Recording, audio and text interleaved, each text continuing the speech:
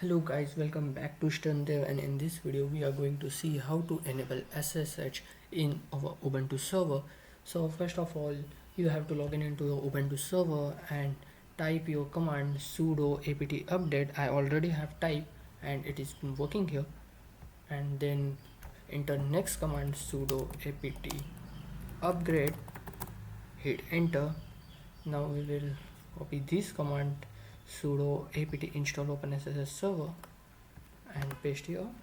Okay, so I already has been installed SSH in my Ubuntu server, so it has been just updated here. But in your case it will ask you like if you want to install or not. There will be two options, Y and N. You have to click on Y and hit enter. After that, let's check if SSH has been working or not by this command sudo systemctl status SSH. Copy this and paste here. So see, SSH server has been completely activated and running perfectly. Okay, so now you have to just copy the last command sudo ufw allow SSH and paste here and hit enter.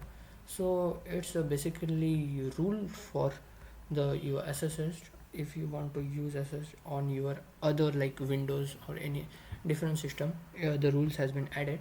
Okay, so our work on Ubuntu server has been done. Let's go on the Windows server. So I will go to your CMD from Windows R, and here we have to check carefully. So first you have to type SSH, and then for user you have to type your Ubuntu server username, like in my case it's HKS, and then you have to type @ and your IP address. If you don't know your server IP address, you just want to go your server and type ifconfig, hit enter. So in enp2so, in this you have to get INet, and this is your IP 192.168.102. In your case it can be different, but in my case it is 192.168.1.102. so I will type this.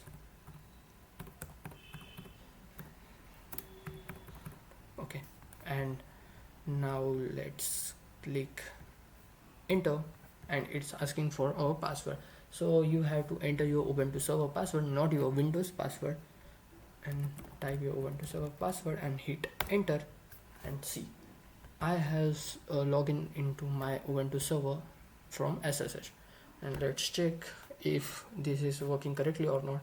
Let's type list ls and it has been working. Let's create one directory, mkdir sterndev. Okay, ls. So see, sterndev has been successfully created, and you can also go for the root user. Okay, so now you are in the root directory.